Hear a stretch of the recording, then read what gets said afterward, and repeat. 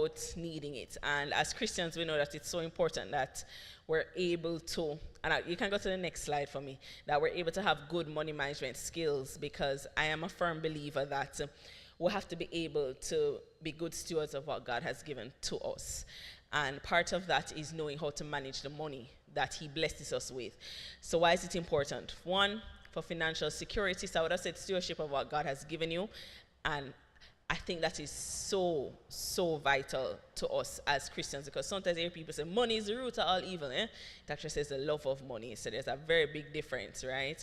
I do believe that God uses it to use his people. And so it's really important that we know that we want, why is money important? Good money management skills. You want to have financial security, right? Not only for you, but also for your future family members, whether it is you taking on husband, kids, wife, or if you have parents, siblings who may be dependent on you. And then I'll push it even further, that you want to be able to be in a financial place where you're able to then give back, not only to your first church family, but then even more so to our country and the well-being of persons who may not have it.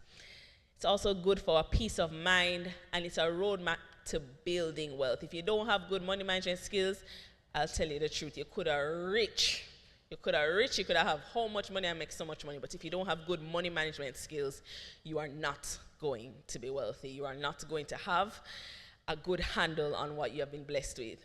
And then the last thing that I really want to put is that it allows for generational wealth. And this is so important. We live in a time where too many people are their parents' pension plan. And that is never something good, where you are in essence dependent on your children to take care of you when you're no longer working. We see what has happened with inflation.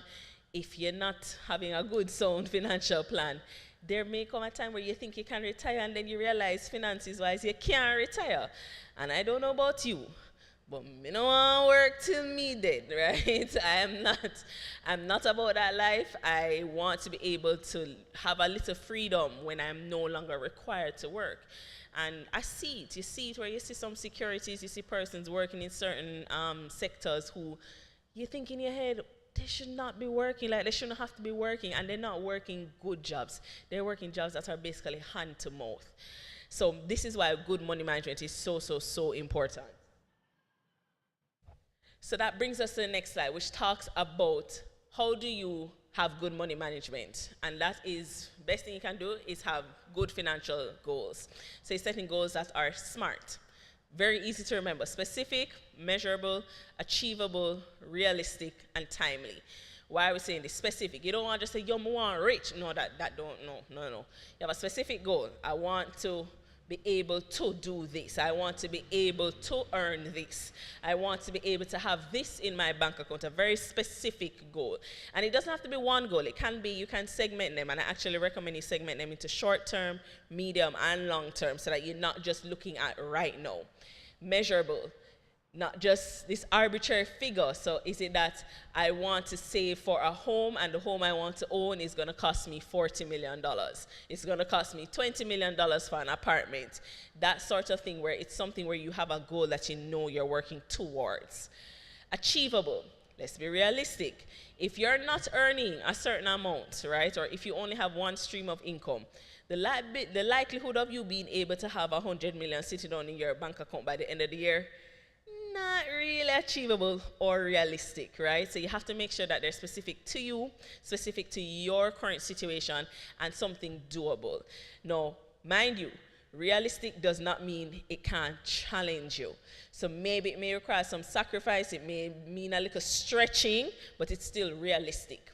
And timely, again, setting it. You don't want to just have this goal being something that is whenever you get there, right? Because the second that you have something that is very arbitrary in terms of your goals, you end up feeling like, I don't know about you guys, but you feel like the year done and the goal where it is set, where you never really have something realistic put in place. By the end of the year, you're like, oh, I'm going to reach the end of the year, I'm going to reach this again.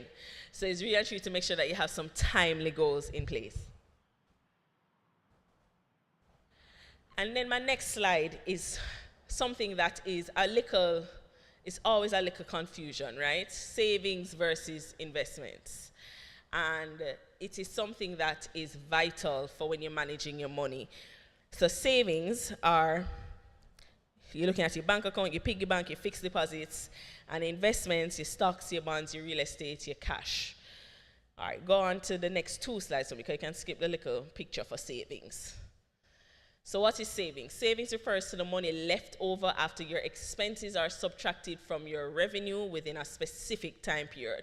In essence, savings is the little brata you have, right? It's a little bit that you put aside, you put on one place, you're not really expecting it to be earning anything big, and it's not transactional, right? So a lot of people, you say, you have a bank account? Yeah, man, I have a bank account. By right, nobody should have one bank account. You should have more than one bank account. One that is transactional, where you go to the supermarket and you swipe your debit card. But you also want something that is not as transactional. It's not something you reach for because you see something in a one store where you kind of want to buy and you like how it look. No, savings is something that is put aside, that is set aside. It's a deliberate separation from what you're using on a day-to-day basis. And I want to get into why this is so important. Next slide for me. I love this quote by Warren Buffett, and he's one of the richest men in the world, right? Think about it like that. And he said, do not save what is left after spending, but spend what is left after saving. I know I can testify to this. I'm guilty of this some months because he said, yo, I don't have it this month, I can't put aside the money. And if we're really being honest, we spend money on things where we don't need to spend money on, right? And this goes for everybody. It doesn't matter what walk of life you're in, all of us have our splurges. Maybe for me, my splurge is at Starbucks. Maybe for somebody else, their splurge is Uncorked, right? Maybe for somebody else, the splurge is KFC. But each of us have something where, boy, if we did really think about it, we could have put that money aside and we could have do without, right? Because it's something that is not necessarily a need, but a want. So that's why the recommendation is always to spend what is left after saving. So you put aside the money, and then whatever is left, then you make it work for whatever you need to get done. Next one. So principles of savings that are, and I'm starting with this for a very important reason, and I'll soon get to it because you're like, I thought we're here to talk about investments. Talking about this first. Principles of savings, excluding tithes, pay yourself first. So your first fruit is supposed to be your 10% that's going to God. Thereafter, you should really and truly be putting aside your savings. I want to say 10%, I want to say 20%, but I know it's not realistic for some persons, right?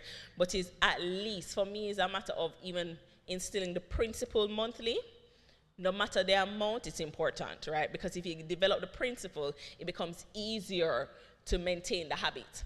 Have a separate account, which I would have spoken to, which is less accessible. So this is not the account that is your tap account when you go into the store, right? This is not the one that you can run for any and anything. It's not linked to a Visa debit, for example, right? You set ahead of time the circumstances you are allowed to withdraw from the savings. Now this, vital.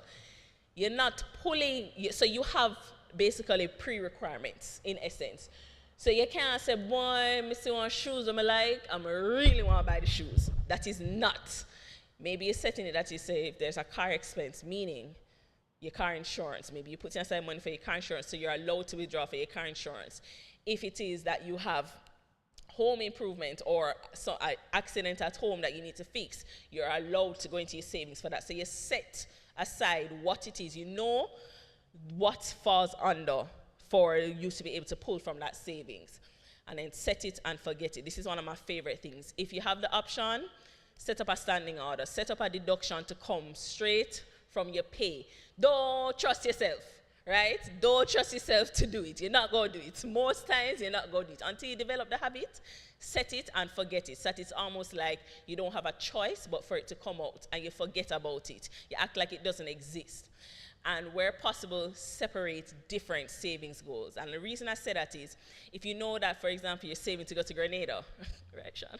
You're saving to go to Grenada. You know you have a different account that is your Grenada savings, and that's going to be different from your house savings, and that's going to be different from your this savings. And you say, why? But that's a too much account. Yeah, man, that's all right. You keep a little notebook, you keep a little Excel spreadsheet, you keep track of which one is which, and it also allows you that if you have goals specific for the different areas, you can actually track easily where you're reaching your goal, in essence, right?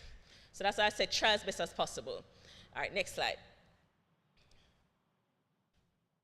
And that brings it to why I started with savings versus going straight into investing. Too often in my role, and when I used to also, because I was also an insurance advisor before, I would have people come and they're pulling from their policies or they're pulling from their investments because, oh, it's school time. They're pulling from the policies and from the savings because, oh, it's them daughter birthday party. Yes, I've had that. People come and pull from them things because it's them daughter 16 and them need for, and I'm just like, but this is the college money. What you mean I pull from the savings? And the reason, and then even worse, you hear people talk about, I was in an accident and I need to move this money. And it's their investments they're moving. This is why having an emergency savings fund is so important. Or even, let's go to the most drastic one. God forbid, you lose your job. You lose your job, and before you know it, you are pulling from your investments. I have a situation right now with a client who, she and her husband have fallen on some very rough times. He has had health issues all along, but they have gotten worse within the last 6 months. And it seems as though every time they start to kind of be okay, something else happens, right? And so she has now gone, they're both retirees. She has gone now from investing 6 million, no, it was 10 million. 10 million about 3 years ago. Put it down on a 3-year bond, right? Which means that it's due. So 4 years ago, yeah. No. 2 years ago on a 3-year bond. There we go. Right. It's due next year, right? She wants to be able to know what has happened is money is very tight. She's having to pay for night nurses, day nurses, round-the-clock care. She's not working, he's not working. Pension is little to nothing. And what she ends up having to be doing now is pulling from the investment at a loss because she has to be paying bills. And that is because there was a particular period of time where his pension was not coming in at all. And because of that, she had no backing, she had nothing else kind of put aside. And the thing was that when we invested the funds, a question I asked her is this money that you can put aside for the next 3 years? I asked that question. She said yes, right? She did not have the buffer. She didn't have the emergency fund. And the reason why I'm talking about this is because even the other day when you guys would have heard that there would have been some redundancies, quite a few places have had redundancies within the financial sector. And these are people who, when you're made redundant, this is not something that you get, you have a month to figure it out, right? Most times when you're made redundant, it is within 1 week. Max you probably gonna get is 2 weeks. And can you imagine right now, I want everybody just to think, if your boss was to tell you on Monday you have 2 weeks left on the job. All right, it's a little laugh, right? Because all you think about is, the bills then when I got paid. That's where an emergency fund comes in. Your emergency fund is the first set of savings that you're supposed to accumulate, right?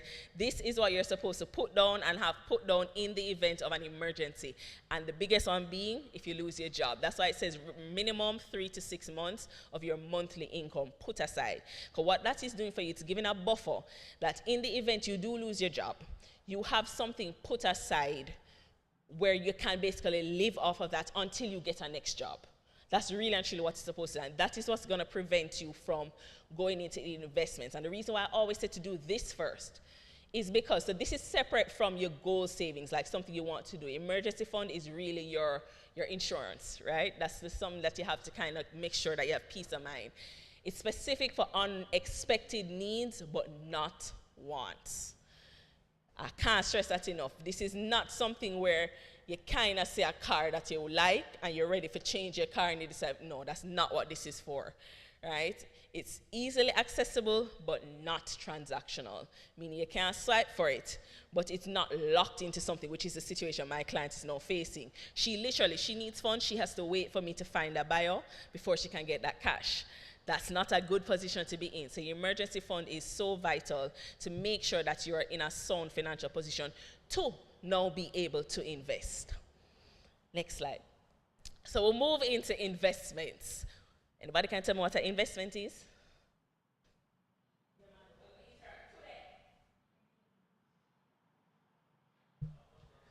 Opposite of savings, not quite, but good try.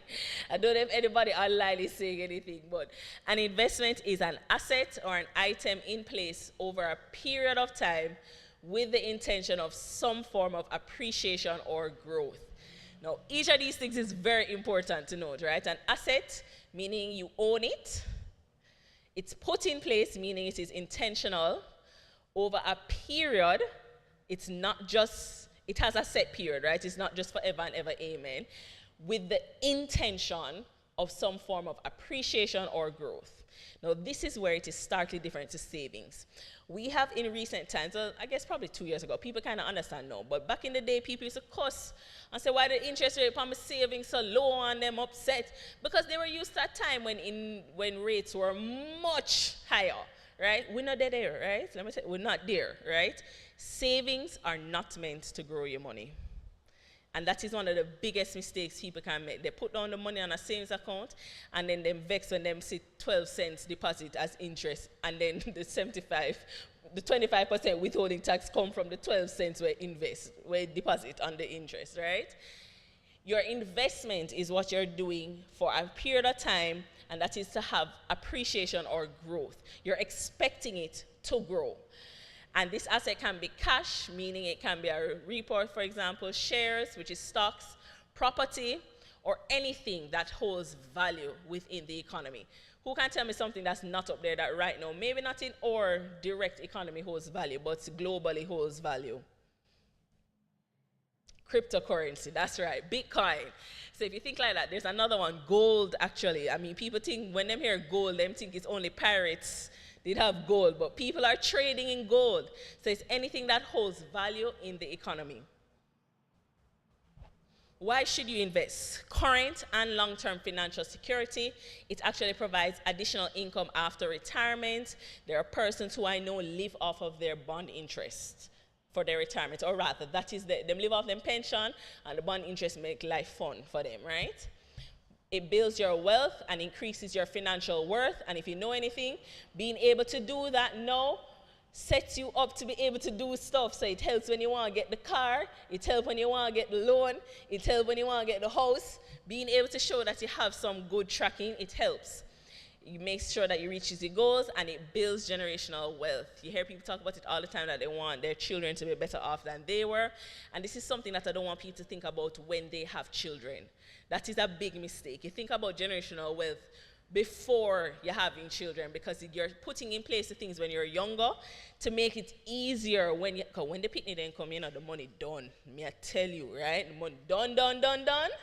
And you're going to say you don't have it. But if you've already have in place the principles and the mindset to do it, it's going to make it easier to continue to do it. So how can you start investing? The first thing I want people to do is to think about an approach. This is not something you just jump into. You have to do your research.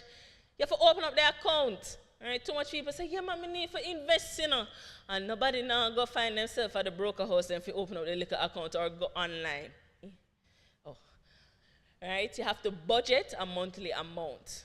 It don't have to be a lot. I tell people all the time.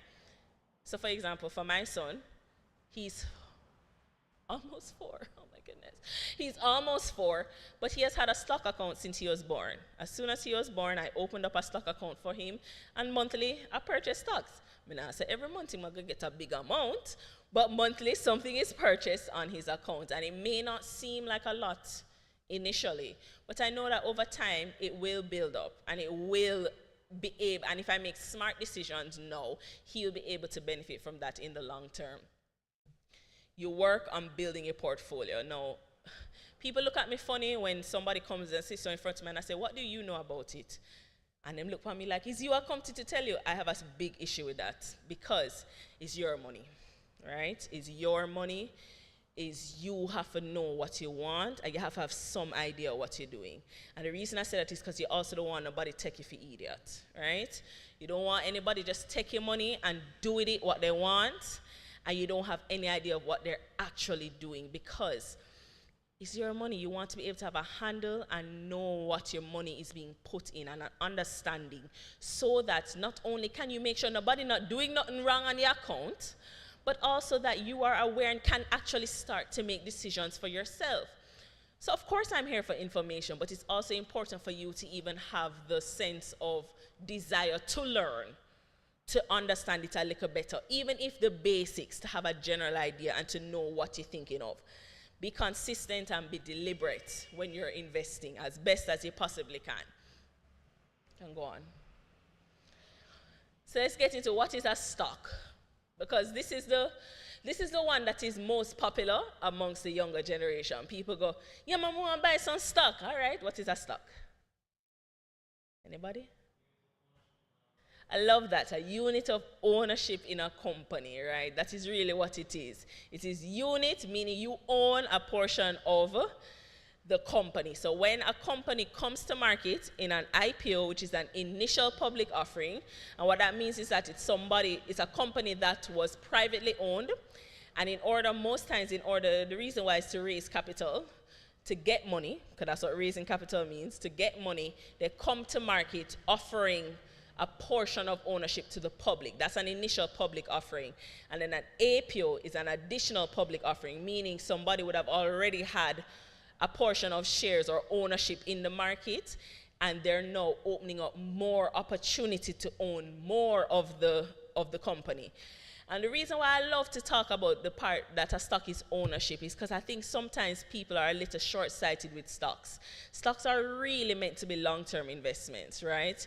Yes, you can do day trading where you're kind of looking at the highs and lows, but the truth is, in the Jamaican Stock Exchange, we don't have, like when you watch the shows and you see people talk about the stock market crash or a stock crash in one day, we don't really have that out here. In fact, we actually have something that's called, it actually cuts it off. If there's too sharp a movement in the price of a stock in Jamaica, stock exchange actually suspends trading on it for the day, right? So our market doesn't allow for stocks to drastically change in a very short period of time. And that's important to note, because if you're looking at it as stock is ownership of a company, this means that this should be a company that you believe in, a company that has good financial grounding, a company that you see the vision and what they're planning to do. And you believe in it, so you're investing in the company itself. That's really what it is. And then how you get back your investment, because you're not investing nothing. You want to get back something, right? So you're investing in the way of getting back capital appreciation, which means that each unit is valued more, and you want your dividends. That's the sharing up of the profits. Now, one of the things to note with stocks is similar to real estate. People go, oh, I want the interest. No, there's no interest on stocks, right? There's no interest on stocks. Stocks, if you want to think of it as a house, if you buy a house today and you value it today and it's valued 10 million today, and in 2 years' time you value it and it's valued 15 million, how do you get that additional 5 million in pocket? You have to sell the house. You have to sell the house. So that's how you have to think of a stock. If you want to see that gain, if you want to realize that gain, then you have to sell your units. And that's what some people do. They play with the stock exchange to try and get little gains here and there. But really and truly, the best thing that you can do is look for companies that have good financials, that are growth-oriented, meaning that you see the growth. And so, yeah, it may be a little bit no, but you know, say 10 years down the line, and some good money are going to be making based on the company's plans and their vision for the company. Whew. Fixed income. So fixed income. So on one side you have stocks, and on the other side you have fixed income, right? And fixed income comes in different formats. So I'll start with the cash ones first off. Repurchase agreements are very similar to fixed deposits. Basically, you put your money down, it's for a period of time, a set rate, which is why it's called fixed income, a set rate, and then when it matures, it automatically re-rolls. That's why it's called a repurchase agreement. Very similar to fixed deposits that the banks have. Banks have fixed deposits, broker houses have repurchase agreements. Unit trust products, very similar to stocks. You purchase a unit at a particular price, and it's valued at a particular price. So say for example, 1, 2, 3, 4 of us. We put down $10 each into this unit trust, right? And each dollar represents one unit. That means that the fund now has a pool of $40, right? That $40 is then taken and invested in something. Based on the return from that investment, it's then poured back down into us, and we each get, based on our portion that we'd have put in, we get a certain amount of gains. Meaning, the value of each of our units now goes up. So that's how unit trust works. So in the same way, you can't get interest off of a unit trust, you're getting the gains, because it's similar to a stock where every single unit has appreciated in price, and as a result, you then have a growth in your portfolio. Now, the reason why unit trusts are very important is because these are actually the easiest kind of investments for persons who are just starting out to get into. And it's some of them are low risk, some of them are medium risk, some of them are high risk, but it gives you the exposure without having to have too much capital. So I give you a very good example. Capital Markets would have started a real estate fund, and that real estate fund allowed you to purchase units. I think it started at a minimum of 20,000, or they have a special note for 20,000. Imagine you have $20,000 and you can basically own a portion of real estate. Can you own real estate with $20,000 on your own? No. But imagine being able to invest in a fund that's getting the benefits of the properties in the fund that are earning rental income, earning this, that, and then it trickles down into you. So in the last year, it would have had a growth rate of, I think it was 15%. Right? Now, that is something impressive. How was that able to happen?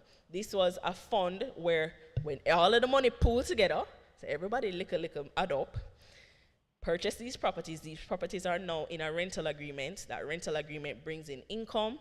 So that's how you have to look at things, right? So it's allowing you to take part in something that's bigger than you.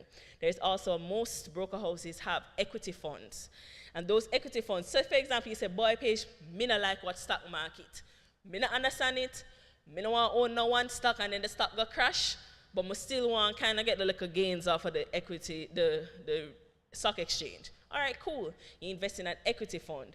Everybody pool their money. That money is then taken by traders. The traders invest in stocks, get capital appreciation, get dividends from those stocks.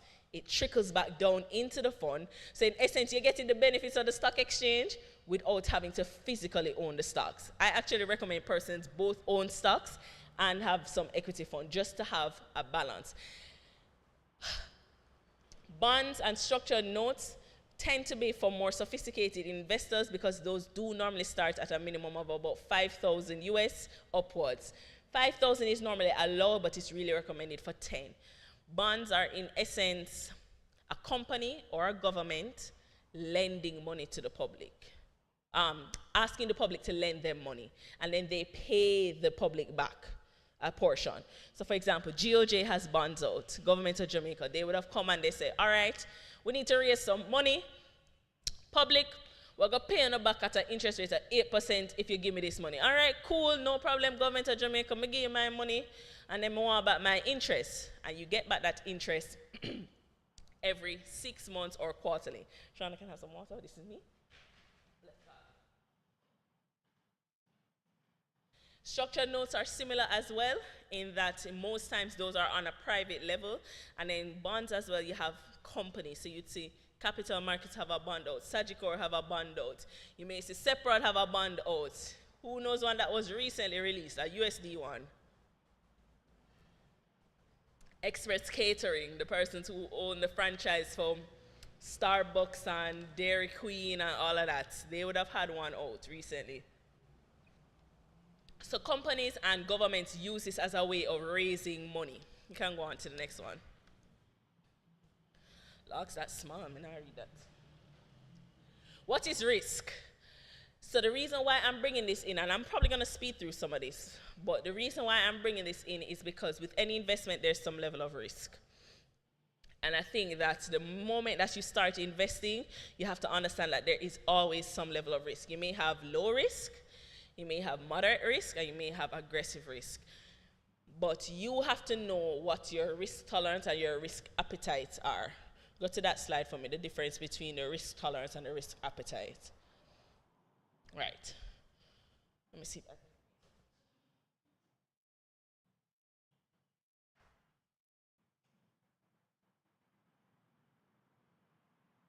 Okay.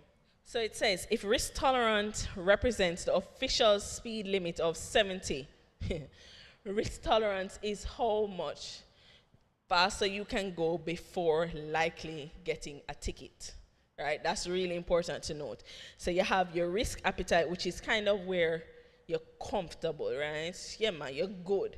And risk tolerance is basically where the buck stop. Like, if you go there, so you're in a problems, right?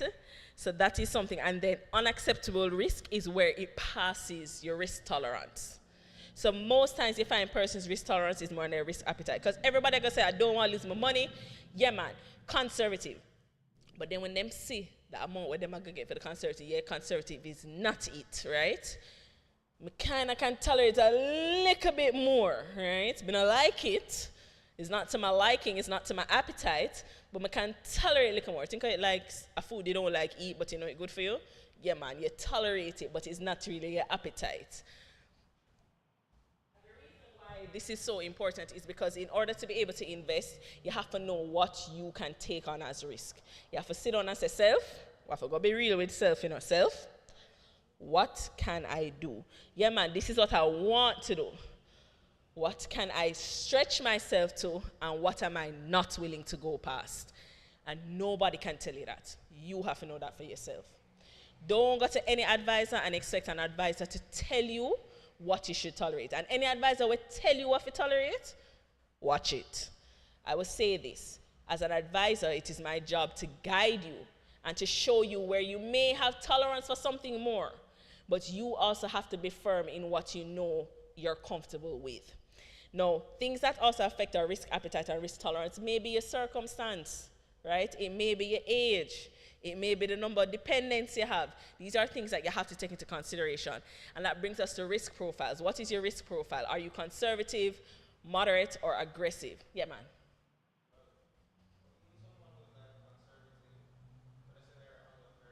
Mm-hmm. Correct. So that's what we're coming to. We're coming to talking about risk profiles because you can actually have a risk profile, but you still have investments outside of that risk profile. And then you're going to kind of be like, but that don't make no sense. Yes, it does.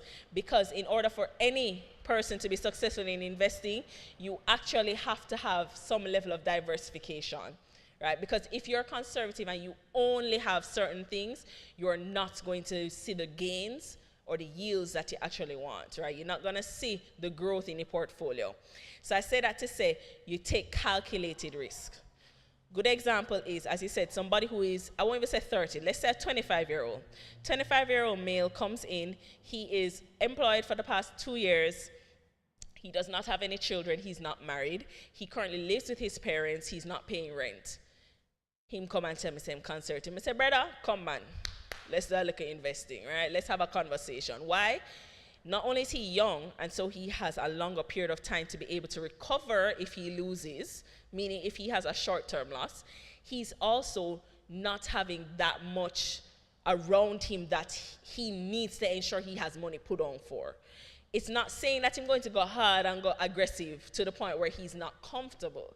But maybe it means that he has a little bit. And then it's also to kind of balance the portfolio in a way where if somebody says they're conservative, the majority of their portfolio should be in the conservative brackets of investments. But they still have a smaller portion in moderately aggressive. And maybe even a little bit in something that's aggressive, something that they're willing to lose. So say somebody said to me, yeah, man, I'm willing to lose that $5 grand. Yeah. All right, cool. We'll put that in as something more risky. But he said to me, the majority of my savings, my $2 million, I don't want to lose it, none at all. Then we know that we'll put that in something that's principal secured. But it's the balance. Because risk is directly correlated to, who can tell me? Risk is directly correlated to gains or rewards. That's exactly it, right? So the lower risk something is the lower the return. The higher risk something is, the higher the return. So if you even look at people who play lotto every day, right? That's a very, very socially known example. When them put them think them not risk nothing, but them a put on them like $100, $1,000, and them really run one good risk, because what is the like? Have you ever spoken to them and hear how often they win? It's not that often. But when them win, right? Because the risk high, the reward high. So that is the thing. You have to look at it and say, all right, what am I willing? What am I willing to tolerate? What level of risk am I willing to go to get the reward I want? I use that because people come into me and will say, me did expect one higher return on my money. I'm going to say, tell me what you did expect to get. And that is, I ask them the same way. You invest 100,000. How much you want to see by the end of the year? But I want to see the next 10 grand on it. I say, oh, you realize that is a 10% interest rate? Now, when you say that, and I say, and that is after tax. When I say that, them go, oh. I'm say, yeah, man, we can get to 10%, sure, but you're going to have to invest in a somewhere risky. And them don't want to do that. I say, all right, well, let's bring it back down then. I say, what is the level of risk you want? Boy, I don't really want to lose. I say, well, if you don't really want to lose your principal, you're going to have to settle with the little 3% or the little 2%. And it's a fact, right? That is where interest rates currently are now. We're in an economy right now where interest rates are going up because Jamaica has been managing their debt well. They're not coming to market for more. So our credit rating has gone up. They're not coming to market for debt. And because of that, BOJ is now able to offer these very high rates on their CDs and everything. But at the same, which is certificate of deposit, similar to a fixed deposit. But then at the same time, interest rate for loan now go up. So what got, we have a little problem, right? So these are the things that you have to take into consideration when you're thinking about what you want to invest in. But I agree, diversification is the rule of the game. You always want to diversify your portfolio and have a little bit of everything. So every portfolio should have a little bit of fixed income and a little bit of stocks. If you can reach a point of having bonds, I recommend it, right? Because you want to be able to, the more you diversify your portfolio, is the more you spread the risk. Right? Because if you have something conservative, something in moderate, something in aggressive, even if the aggressive falls through, you have something here. Even if this one falls through, you have something here. Right? But if you take everything and dump it in one, what happens if that one fails? You lose everything. You lose everything. So a lot of people think, yeah, man, you just put it in one something. That's the worst thing you could do. Putting it all in one thing. So you determine, that's called asset allocation, by the way, when you kind of spread it around a little bit, diversification and asset allocating, right? So if somebody has a conservative thing, you know that majority of their assets are going to be allocated to conservative instruments.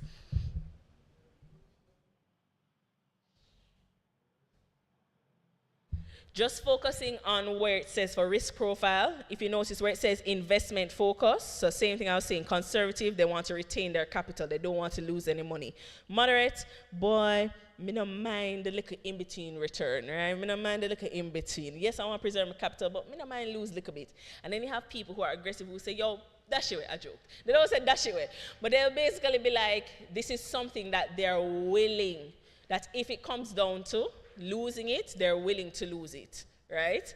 No, me want to get to that stage there, right? Trust me. And the thing is, it's a level, but what did we talk about at the start? We spoke about the savings and investments to have the financial security. You tell me, give a very good example. Last year, when the same real estate fund that I was telling you guys about, when it launched last year, this would have been something relative, it was something new for capital markets. It was something we had not done before. And I tell you, say, we fight to get people to buy it. And the whole time I talk to people about it, I say, them not see it. Because I see it and I say, oh, they need to do this, and they need to do this. And I can't tell you, I had a few clients who said, Paige, anything, go on. And I could do what I wanted. Cool. We'll put the money on it. Them trust me, that's it. And me feel secure because me see the potential as an advisor. Some clients, no, you know, and them here and them hand, them here and them hand, them here and them hand. The first quarterly distribution of dividends that came in, I get about 10 calls. Paige, oh, you never tell me. I say, me never tell you. Look back in your email.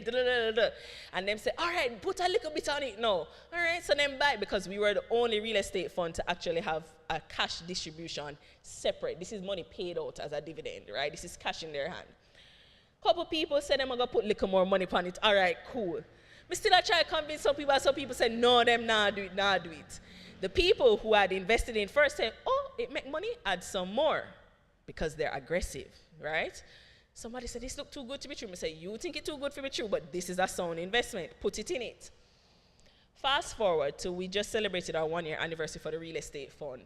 I had a client who initially invested 12 million. No, let me use the 20 million one. He did 20 million on it. it was a fee of 4%, right? So that fee of 4% was paid cash. He paid that cash. He would have gotten quarterly distributions of 300 and something thousand.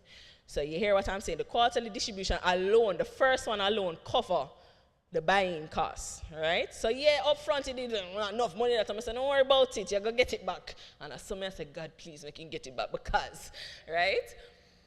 Fast forward to a year, he would have put on, I think, 5 more million after that and paid the fee. So in all, you're looking at the fact that he would have put in about, call it with fees, 26 million into this, right? The 28th of February, it was valued at 20,800,000 and something thousand. This is separate from the cash, right? The properties were revalued. In one day, his investment jumped from 20,800,000 and some thousand to $26 million. And that is apart from making back the money for the fee. And when I sent him a screenshot, I said, look at this. He said, oh, we should have put more. I'm going to say, see there? But this is my point. No, of course, all of us don't have that. I put money into that same real estate fund. I don't have $20 million. I never put $1 million in it. Me never even did have 100,000 we put in it at the start. I've since put more in it. But it's to show you that I didn't start there. But when me see the jump from my own portfolio, see me here? Oh, this is nice. Why? I was willing to take the little risk. That, yeah, man, me think so this is going to be something, a calculated risk. And now, if somebody wants to buy into the fund, they're buying in at a much higher price than somebody who would have purchased it last year. I said that to say sometimes it takes looking at something and seeing whether this risk is worth it, right? Yes, it's still risky, you know, because we could have no cash distribution, you know, them could have said they're not paying no dividends because dividends is subject to discretion. They could have said they're not paying any dividends. Dividends were paid every single quarter. The gain on the property alone made it jump that way. And I said that to say sometimes you have to be able to look at something based on guidance from your advisor and make a calculated risk that will pay off. And there are times where it doesn't. And we'll have to be okay with the fact that sometimes we're going to make mistakes. I use an example. I would have taken a margin, which is you borrow against your stocks, to purchase Trans-Jamaica Highway during the IPO. This is me, as I wasn't an advisor at the time, but I was service for the advisor, right? I was handling the service side, so I'm very exposed. But take the little margin against it, buy out the stock. Why? Because they don't want a quick turnaround, and they want to get a quick gain, like people they're doing with Cinco, and just get in, get out. That's what I wanted to. Particularly because we had need for the money for something else. Cool. Needless to say, hold on now, because the story really bothered me, right? I used my NCB stock as collateral. And I borrowed the money to purchase the Trans-Jamaica stock. After the IPO, Trans-Jamaica's price dropped below the IPO price, right? Me got freak out. Jesus, I would need the money. So what me do? Me sell the stock. Hold on now. The loan still there, you know, so I still have to pay interest for the next how much years, right? The mistake I made, I sold the stock. Where is Trans-Jamaica stock price now? You know, so every time you see Trans-Jamaica stock price, it burned me, right? Because not only, hold on, it gets worse. Remember, I used NCB stock as collateral. And when I would have used NCB stock as collateral, the price would have been much higher. So when the loan mature and the principal becomes due, me not have no cash because I don't sell the stock at a loss. I've sold Trans-Jamaica at a loss. NCB stock price has tanked. And I'm just like, I really sell my guy for sell them NCB shares? I ended up having to sell my NCB shares at a loss, pay cash to close off that loan, and now to see where Trans-Jamaica stock is. So I say that to say, sometimes we make mistakes, and you have to be able to be okay to make mistakes and to learn from it. Me, as an advisor, still I kick myself sometimes to know, say, I made that stupid mistake. We should just keep the stock at least till the loan mature, Paige, really and truly. Like when I said, Paige, what you was thinking? Because I panicked. And that is the next thing I want to come to. You don't have to have enough money and be the most intelligent person in the world to invest, right? You have to have a framework of what you're doing. You have to know what it is you're planning to do. You have to be able to control your emotions. So not because you see somebody talking about NCB changing them stock, them executive, you're going to run, go sell your stock. No, what is NCB financial performance for the past however long? Cool. Not because you see Wisynco factory burn down, you go run, go sell your stock. No, hold on. Wisynco have insurance. Wisynco have how much other factories in place. You control your emotions, right? Controlling your emotions is imperative in order to make sure that you have a good investment journey. And the last thing that you need to be able to do is to have access. And when I say have access, meaning you have access to persons who have the knowledge. You have access to people who are here to guide you, but you also have access to resources.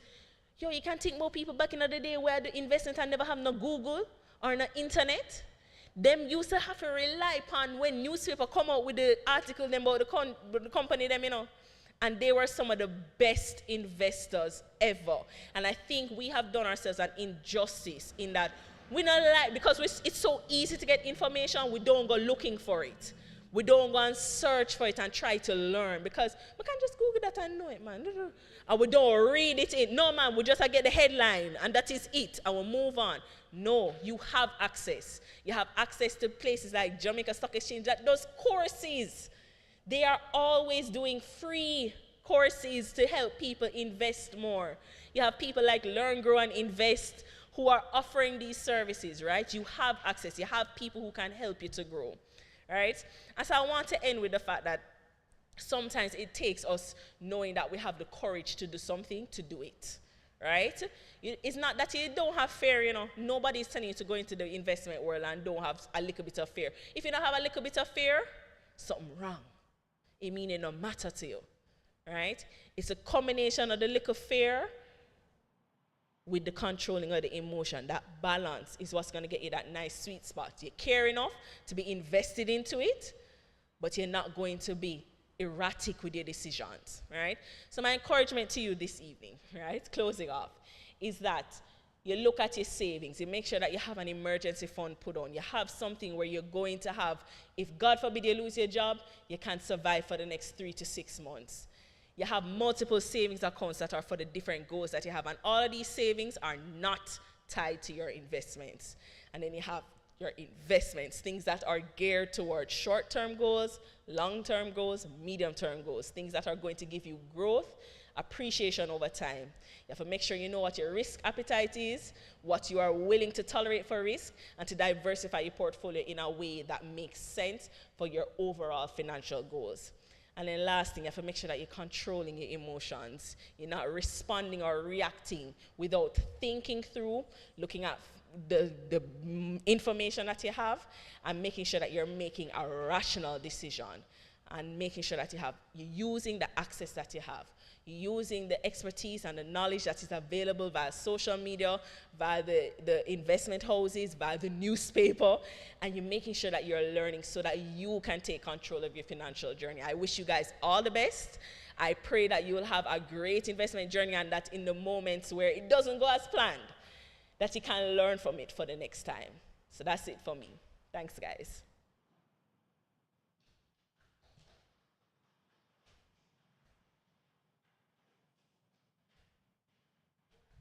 Thanks, Paige.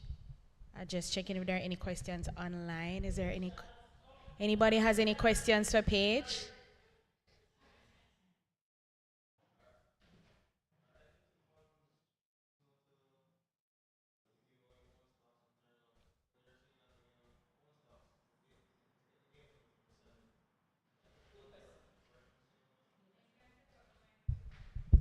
So he was asking, for those online, he was asking if equity funds are similar to stocks, where you have to, in order to get the gains, you have to sell, in essence, sell your portion. Yes, because it's a unit trust, you're still purchasing a unit.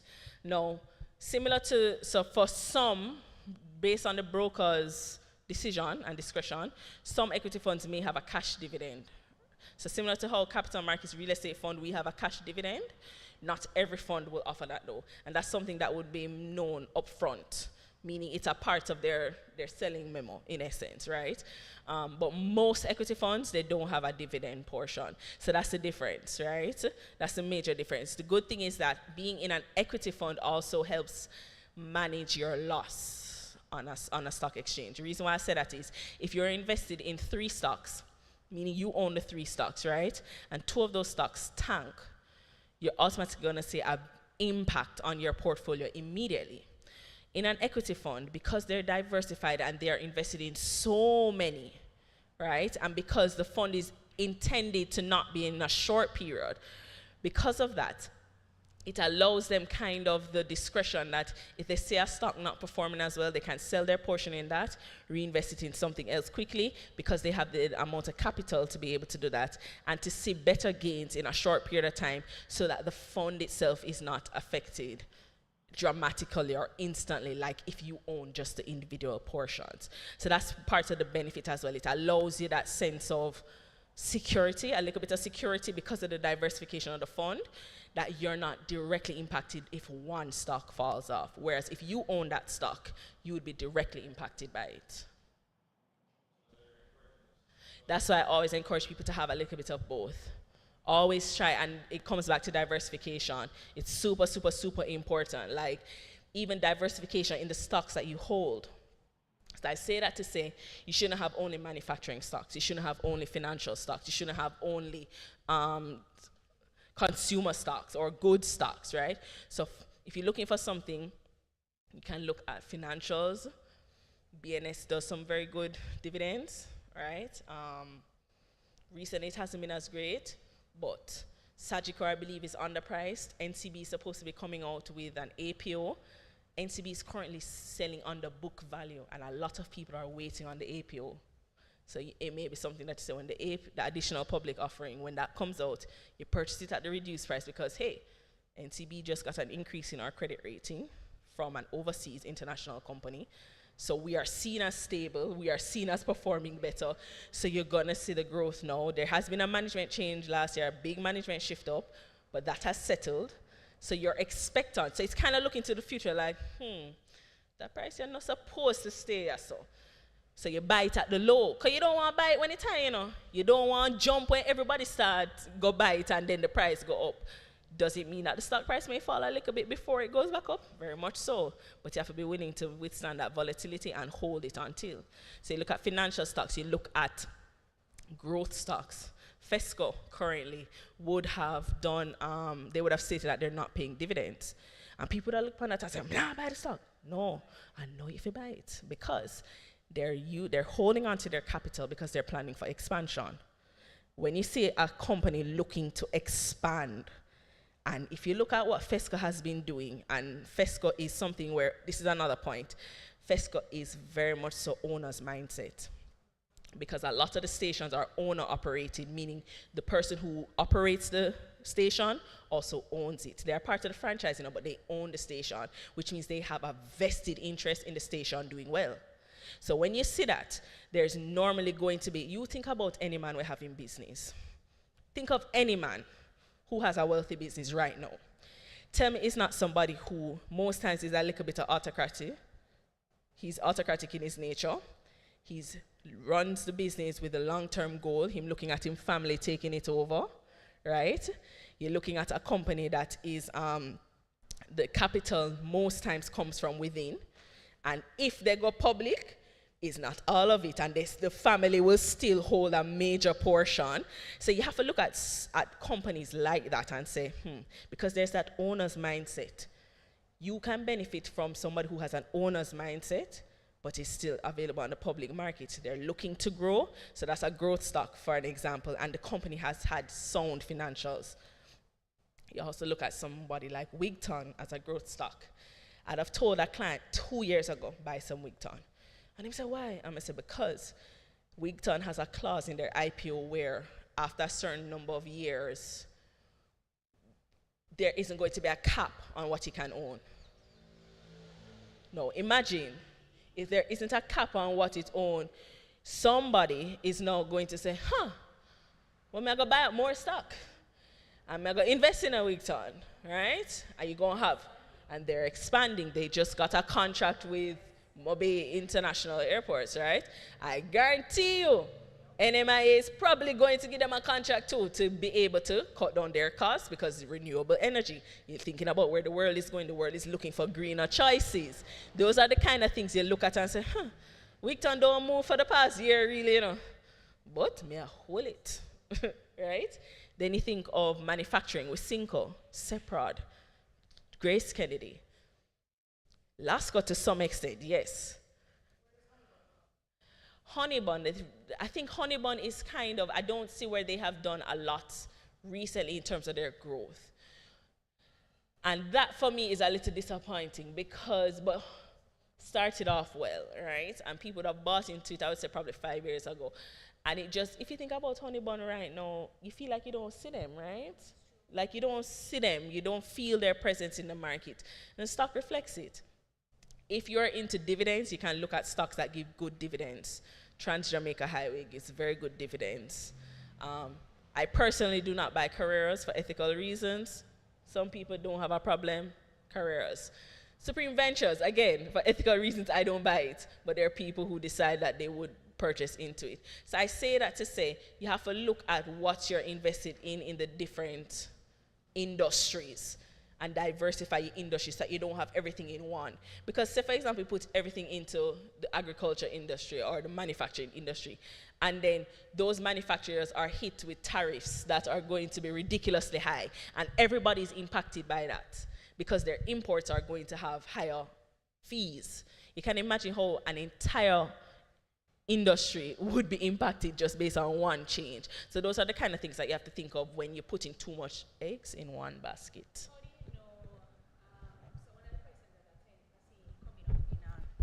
One of the questions I see coming up in another group that I'm in is, how do you know which stocks are quarterly paid, the dividends, versus yearly? Because I guess some persons want to know, they see the returns on a quarterly basis. So, I'm not gonna like hear this, but dividends don't have to pay. And I think that is one of the biggest misconceptions people have. They think that you're owed dividends. And one of the things with dividends is that it is based on the discretion of the board. It is solely, yes, a company may have a history. And we'll look at the example of NCB again. When NCB stopped paying dividends, that was part of why people were so upset, because people had enjoyed years, decades of NCB paying dividends. So to some extent, I'm talking about pension funds would have been reliant on stuff like that, right? So when you have that dividend stream stop, it's kind of just like, huh? What do you mean? But it is at the discretion of the board. So now what you can do is the stock exchange actually is very informative. You can go on the stock exchange, you can look up every single stock, and you will have a full history of when they last paid dividends. You can see that website is so up to date. It shows you most recent news for each stock. So you're able to get sometimes the financial statements on the site. So what I'd recommend is that if you're really and truly looking at that, you can look at, and I think they actually have something published called like top paying dividends companies for the year or something like that. So you can look at things like that too. Off the top of my head, I know Carreras is one, Dolphin Cove is one, Trans-Jamaica is one. There's another one I'm trying to remember, I'm not remembering right now, but those off the top of my head are some top dividend payers. The question from YouTube is, what is the safest way to deal with a stock that has stopped trading? And you know the example that they used.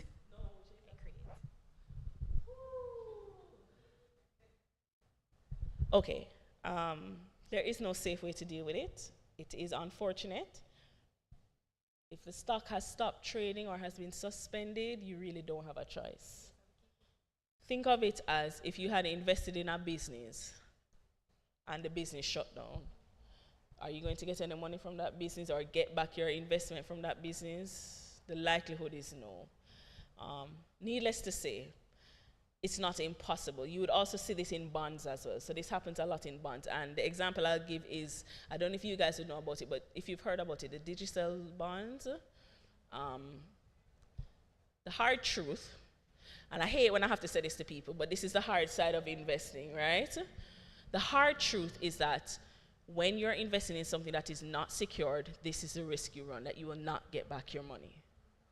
Some investments pay off and some don't. And the truth is that, so personally, I would have hoped that people would have had iCreate would have tried to sell that from the troubles started, right? And that is also important to look at. Not based on, and that is not reacting to emotion, that is looking at facts, things that have happened, because the suspension of training came a while after the troubles have been going on. So sometimes it's important to suffer the loss and get back the liquor where you can get back. I can remember there were people in Digicel, we were telling people to sell Digicel for years. And what people say, no sir, may I get me interest and look on Digicel, I do this and that in the community and this and that. We're good. Digicel, people can't get back their money. They have faced haircut after haircut, meaning their principal has been chopped in half, in quarter almost, right? And people look at me and say, so you don't think I'm going to get back the money? And I have had to have very real conversations and say, the truth is that you may not get back your money. And I say, it's better you don't expect it, and if it comes, you're surprised. So the hard truth, my friend who asked that question, is you're probably going to have to count it as a loss for now, and if you get it back, bless God for small mercies, right? And just use it as a learning example, right? Sometimes you have to be able to learn. It's not every stock that come out on the junior market or come out with an IPO, you must jump and go buy it. Look at the prospectus. What are they using the money to do? Look at the board. Who is on the board? What is their governance? Who is controlling what happens? Who is holding people accountable? Are these people who are well known in the industry? Are these people who have a track record of being integrity and sound business, that sort of thing? So not because some have potential. It's not all the time because some have potential. Some could have the most potential in the world. But if they don't have good principles, if they don't have good operating principles, good money management principles, if they don't have good governance of who is holding them accountable, pass. Like, I think I'll pass on this one. You get me? Any other questions? No? Thank you, guys. I think I covered it all, I hope.